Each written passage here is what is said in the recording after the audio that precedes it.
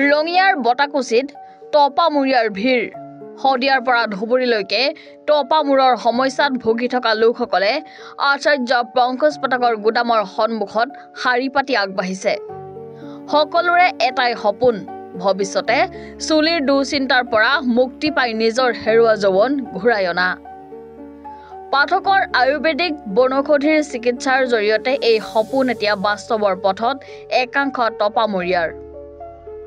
শেহতীয়াকৈ পংকজ পাঠকে এবিধ বিশেষ আয়ুৰ্বেদিক ঔষধ প্ৰস্তুত কৰি উলিয়াইছে, যি টপামূৰৰ সমস্যাৰ বাবে যুগান্তকাৰী সমাধান বুলি দাবী কৰিছে। এই ঔষধ 15 দিনৰ মূৰে মূৰে এবাৰ লগালে টপামূৰত চুলি গজাৰ সম্ভাৱনা থাকে। মূৰত গামোচা বান্ধি আশাৰে চিকিৎসাৰ বাবে ৰঙিয়াৰ বটাকুচিলৈ গৈছে একাংশই। পংকজ পাঠকে এই ঔষধ অসম তথা ভাৰতৰ সাধাৰণ লোকৰ বাবে বিক্ৰীৰ বাবে উলিওৱা নাই, বৰং এই বিশেষ ঔষধ উত্তৰ কোৰিয়াৰ টপামূৰীয়া লোকসকলৰ বাবে প্ৰস্তুত কৰা হৈছে।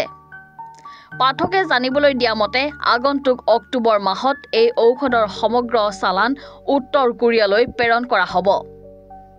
অহা ছেপ্টেম্বৰ মাহৰ শেষলৈকে ৰঙিয়াৰ বটাকুচিত তেওঁ গুদামত বিনামূলীয়া চিকিৎসা প্ৰদান কৰা হ'ব। সঁহাৰি আপোনালোকে যিবিলাকে ছেকেণ্ড টাইম লগাব আহিছে তেওঁলোকক সুধিলে গম পাব, আৰু প্ৰায় 90%ৰ ভাল ৰিজাল্ট।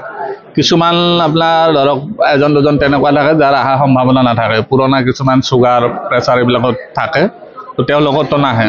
এনে যিখিনি হেল্ডি মানুহ সুস্থ তেওঁলোকৰ প্ৰায় আহিয়ে গৈছে। আয়ুৰ্বেদিক উদ্যোগ অসমত দৰকাৰ, ৰঙিয়া বুলি কথা নাই, মইতো গোটেই অসমতে প্ৰত্যেকখন জিলাতে খুলিব বিচাৰোঁ। সেইমতে সুবিধাজনক হ'লে খুলিম, আৰু এইটো আমাৰ গোডাউনহে মানে প্ৰত্যেকবাৰে বাঢ়ি আছে।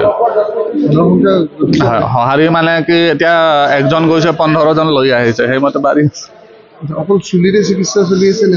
ইয়াতে বেছিকেলি চুলিৰ কাৰণে মানুহবিলাক আহে, তাৰে লগতে কিছুমান আনুষংগিক থাকে। তেওঁলোকৰ ধৰক কাৰোবাৰ ফেটি লিভাৰ আছে, কাৰোবাৰ কিবা প্ৰব্লেম আছে, এইবিলাক মোক লগ পালে সোধেই আৰু দিব লগা ক'ব লগা হয়। এতিয়া ফেটি লিভাৰৰ কাৰণে পুনৰ্নভা জুচটো থাকে, আমাৰ এইটো গোডাউন হিচাপে আছে, তেনেকুৱা লৈ যায়। আৰু কেইদিন হয়? সপ্তাহ এইটো আমি ৰবিবাৰে কেম্পটো কৰোঁ। এই ৰবিবাৰে অহা ৰবিবাৰে কম, এনেকৈ ছেপ্টেম্বৰৰ লাষ্টলৈকে কৰি যাম। আৰু অলৰেডি এইটো ফৰ্মুলাটো মই বিক্ৰী কৰিছোঁ, এইটো অক্টোবৰত হেণ্ড অভাৰ কৰিম। ছেপ্টেম্বৰলৈকে পূৰা থাকিব ইয়াতে ৰবিবাৰে। নহয়, এলোপেথি কিছুমান বিষয়ত ভাল, এক্সিডেণ্ট হ'ল কি লগাব, কি ল'ব, এলোপেথিয়ে ল'ব লাগিব। অপাৰেশ্যন কৰিব লাগিলে এলোপেথিয়ে ল'ব লাগিব। তো কিছুমান ক্ষেত্ৰত লাইফষ্টাইল ডিচিজ বা কিছুমান এনেকুৱা ক্ৰনিক বেমাৰত আয়ুৰ্বেদিক আপুনি ল'লেহে সুফল পাব। এতিয়া চুগাৰ বা প্ৰেছাৰ আপুনি নহ'লে গোটেই জীৱন ঔষধ খাই থাকিব লগা। এলোপেথি খালে, আয়ুৰ্বেদিক খালে 6 মাহ বা আপুনি 7 মাহ খালে বঢ়িয়া। খেতি কৰিব লগা তাৰমানে কি হয়, এতিয়া আজি কিছু বছৰ আগলৈকে বহুত ঠাইত আছিলে, এতিয়া লাহে লাহে কি হ'ল, মানুহে কিছুমান বস্তু চিনি পোৱা হ'ল, লৈ যোৱা হ'ল। এতিয়া পুনৰ্নভাটো আগতে চাৰিওফালে আছিল, লাহে লাহে মানুহে চিনি পোৱা হ'ল, লৈ যোৱা হ'ল, নোহোৱা হৈ গ'ল। তো সেইটো খেতি কৰা বৰ্তমান দৰকাৰ হৈ গৈছে। আমাৰ ধৰক এইটো গোডাউনে, ইয়াতে 15 জনমান আছে। বাকী আমাৰ আচল ফেক্টৰীটো হ'ল টিহুত তাতে আছে। এতিয়া 28 জনমান ল'ৰা ছোৱালী কাম কৰি আছে। আৰু মই এইবাৰ দি 3বাৰ হ'ল, যথেষ্ট আহিছে, মানে এটা 100% ৰিজাল্ট বুলি ক'ব লাগিব। মই বহুত সুখী আৰু চুলি অহাটোলৈ। অলপমান টপামূৰা অলপমান আনফিল হয়, কিন্তু এতিয়া বহুত অলপ সুখী। বহুত দূৰ শদিয়াৰ পৰা ধুবুৰী বুলি ক'ব লাগিব।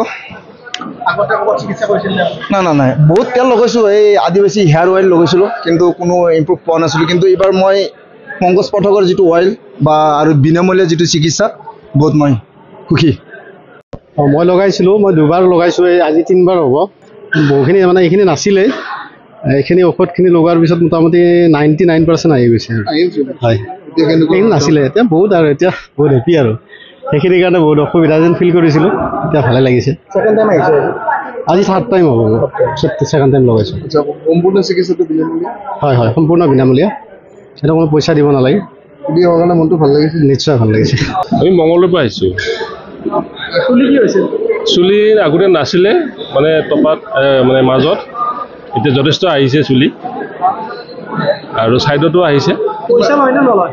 নাই নাই পইচা চইচা নলয় বিনামূলীয়া সম্পূৰ্ণ বিনামূলীয়া অলপ কনফিডেন্সটো বাঢ়িছে ভাল লাগিছে আহিছে যথেষ্ট আহিছে ৰঙিয়াৰ পৰা শামছুল হকৰ ৰিপৰ্ট এনি ভাৰত 24